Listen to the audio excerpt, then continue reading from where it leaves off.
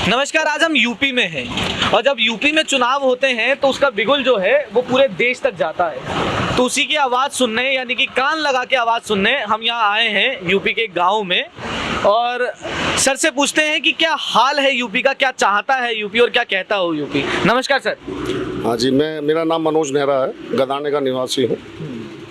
चुनाव का माहौल अभी स्पष्ट तौर से तो कहीं है नहीं, लेकिन हाँ ये है कि बीजेपी जो है कंफ्यूज है।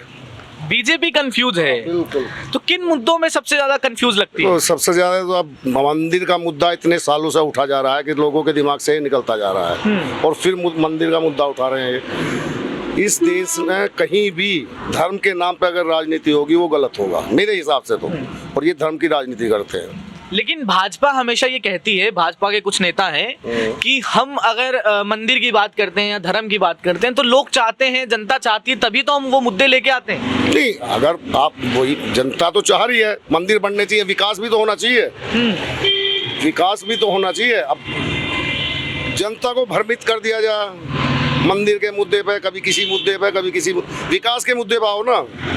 तो विकास के मुद्दे पर अगर राजनीति करोगे तो अच्छा रहेगा इस देश के लिए भी, गांव के लिए भी, शहर के लिए भी। तो अभी योगी जी का कुछ समय पहले बयान आया था कि हमने यूपी को एक तो राम राज्य बना दिया है, दूसरा हमने इतना विकास किया, गुंडा राज खत्म कर दिया। तो उस पर क्या कहना आपका? क्या वो इसमें योगी जी का ये विशेष योगदान है कि गुंडा राज खत्म हुआ है, ये बिल्कुल स्पष्ट है कि पहले की तुलना में जो पहली सरकारें रही हैं योगी के टाइम में गुंडा राज खत्म हुआ। खत्म तो नहीं हुआ है, इन सेंस कम हुआ है, बहुत ना के बराबर हुआ।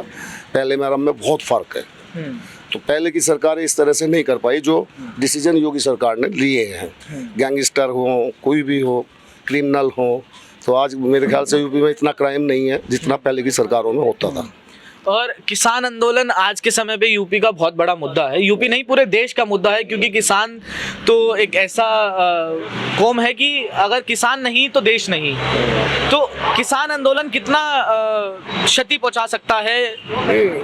किसान आंदोलन पश्चिमी उत्तर प्रदेश में तो क्षति पहुंचा ही रहा है बीजेपी को, क्योंकि देखो यहाँ जयंत चौधरी, अजीत सिंह चौधरी, चरण सिंह के बेटे अजीत सिंह, फिर उनके बेटे जयंत चौधरी, अजीत सिंह एक्सपायर हुए कोरोना काल में, तो उनका भी कुछ सहानुभूति है।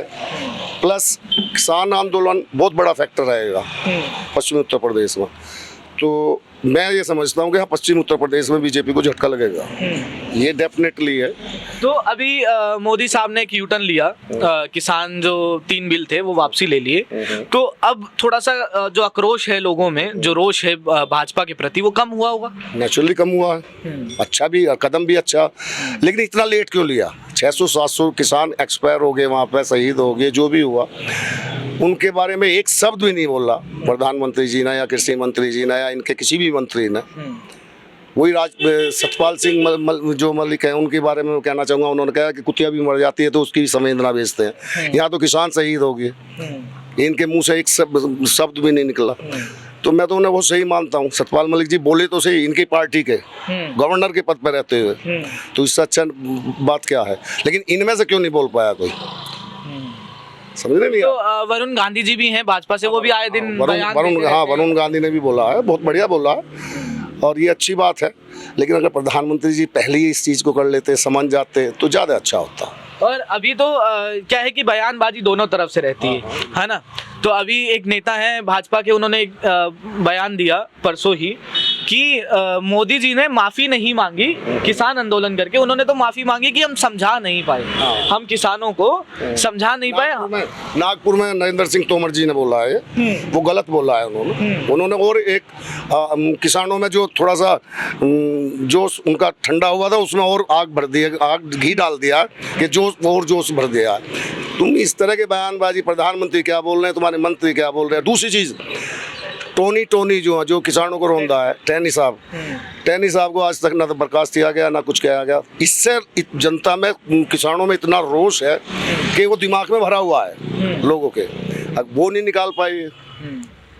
ये सब फैक्टर चुनाव में आने हैं, उसका खामियाजा बीजेपी को भरना पड़ेगा। तो चुनावी नतीजों में बहुत फर्क पड़ने वाला है इस बार भाजपा नहीं, हाँ नहीं, ज्यादा तो नहीं मैं कहता, पर लेकिन फर्क पड़ेगा। फर्क पड़ेगा। और एक यूपी में हम जब घूम के आ रहे थे, एक महंगाई भी एक मुद्दा है ना, क्योंकि प्रदेश में भी भाजपा है, केंद्र में भी भाजपा है, तो भाजपा से सवाल पूछना लाजमी है। एक मिनट, महंगाई की तरफ कोई ध्यान ही नहीं जान देते जनता का। जरा सा कुछ होता है कि कहीं टोनी जैसे मामले आ जाते हैं, किसान आंदोलन जैसे आ जाते हैं, कभी किसी चीज को कर देते हैं, तो ये पब्लिक को, जनता को भ्रमित कर देते हैं। ये ऐसे महंगाई के मुद्दे पर तो आने ही नहीं दे रहे भाई। जनता का ध्यान महंगाई के मुद्दे की तरफ, तो महंगाई बढ़ा रहे हैं और महंगाई के मुद्दे की तरफ ध्यान नहीं आ रहा। क्योंकि अभी मैं अखिलेश यादव जी को भी कोट करूंगा, उन्होंने भी कल बयान दिया हाल ही सुबह कि जो भाजपा क्या करती है, भाजपा का एक एजेंडा है, जो बड़े मुद्दे हैं, जो लोगों की, जनता के मुद्दे हैं, उससे भटका कर वो दूसरे मुद्दों की तरफ खींचती जाती है। आप सहमत है इस बात? बिल्कुल, 100% नहीं 200%। तो इस बार क्या लगता है कि यूपी में मोर्चा कौन मारने वाला है? तो इसमें जयंत और ये अखिलेश का जो है, ये बिल्कुल कांटे की टक्कर रहेगी बीजेपी में। तो इनकी जोड़ी काम करेगी? काम करेगी पक्का।